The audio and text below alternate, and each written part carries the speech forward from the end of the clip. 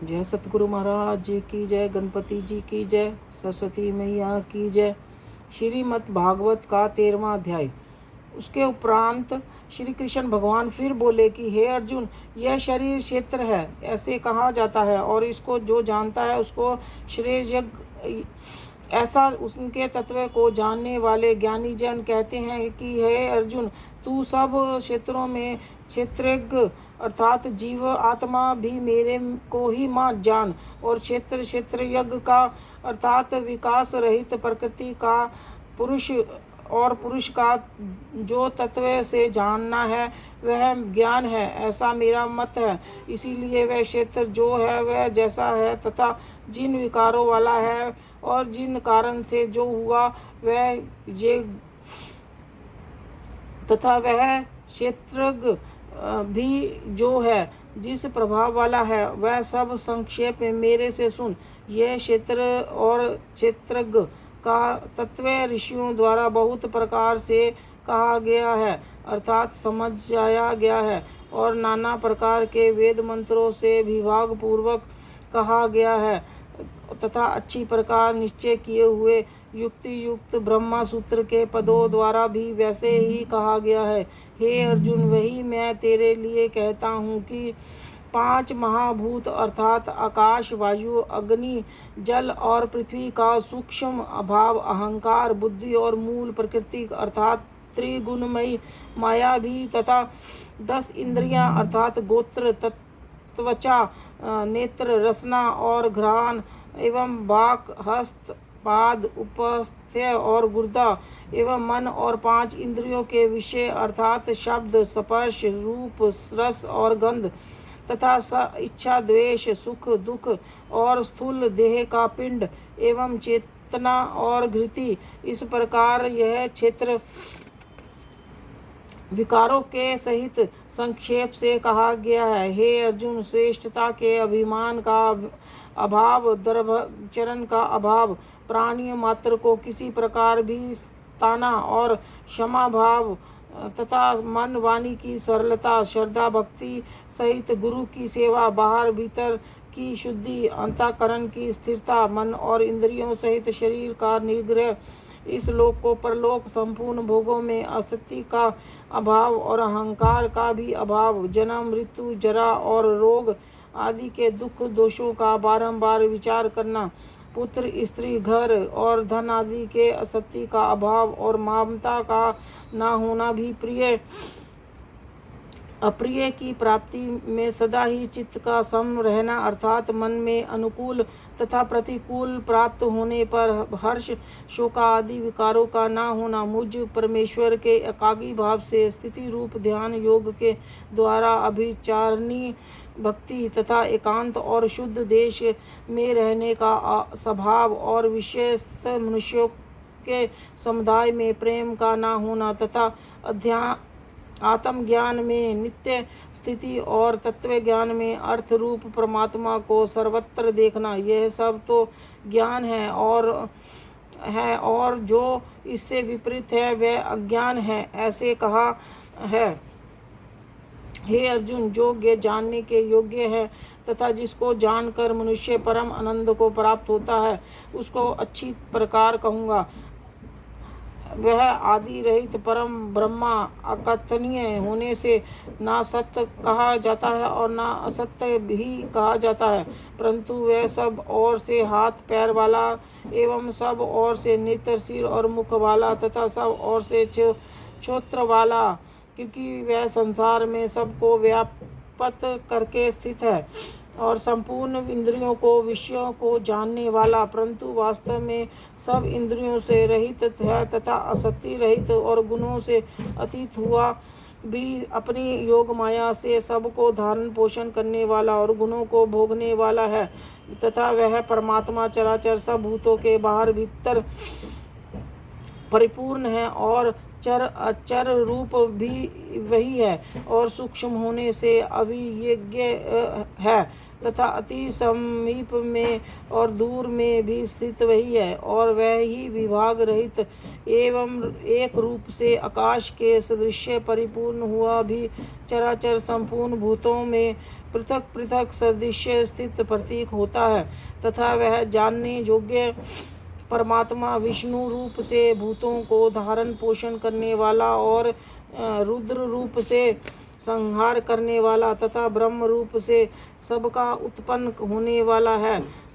वह ब्रह्मा ज्योतिषों का भी ज्योतिष एवं माया से रहित परे कहा जाता है तथा वह परमात्मा बोध रूप और जानने के योग्य है तथा ज्ञान से प्राप्त होने वाला और सबके हृदय में स्थित है। हे अर्जुन, इस प्रकार क्षेत्र तथा ज्ञान और जानने योग्य परमात्मा का स्वरूप संक्षेप में कहा गया है। इसको तत्व से जानकर मेरा भक्त मेरे स्वरूप को प्राप्त होता है। हे अर्जुन, प्रकृति अर्थात त्रिगुणी मेरी माया और जीवात्मा अर्थात क्षेत्रक, इस दोनों को तू अनादि जान और राग द्वेष आदि विकारों को तथा त्रिगुण में संपूर्ण पदार्थों को भी प्रकृति से ही उत्पन्न हुए जान, क्योंकि कार्य और अकारण यह के उत्पन्न करने में हेतु प्रकृति कही जाती है। जीवात्मा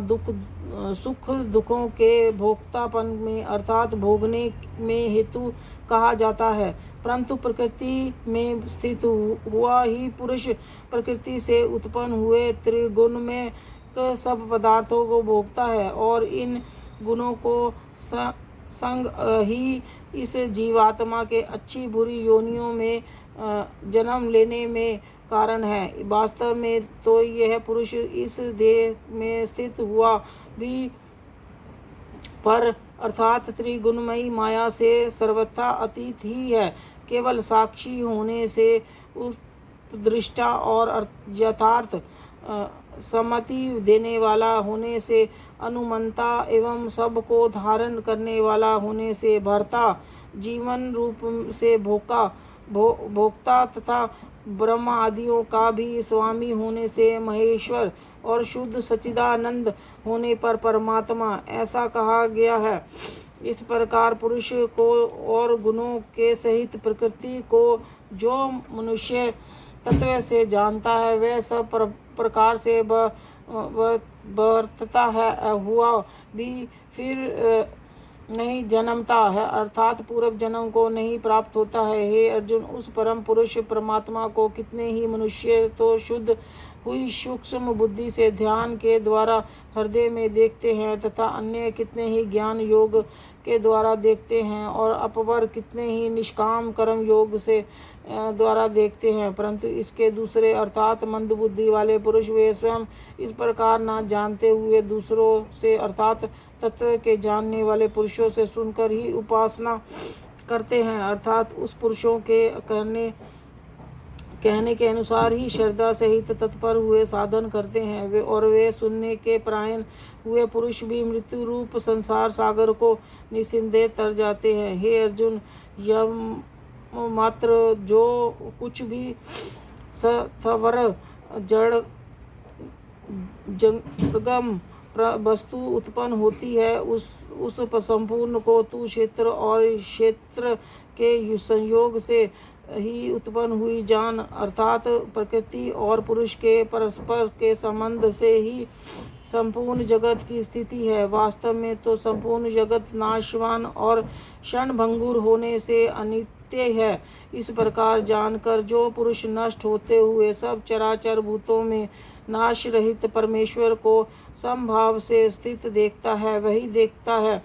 क्योंकि वह पुरुष सब में समभाव से स्थित हुए परमेश्वर को समान देखता हुआ अपने द्वारा आपको नष्ट नहीं करता अर्थात शरीर का नाश होने से अपने आत्मा का नाश होने नहीं मानता। इससे वह परम गति को प्राप्त होता है। और जो पुरुष संपूर्ण कर्मों को सब प्रकार से प्रकृति से ही किए हुए देखता है अर्थात इस बात को तत्व से समझ लेता है कि प्रकृति से ही उत्पन्न हुए संपूर्ण गुण ही गुणों में बरतते हैं तथा आत्मा को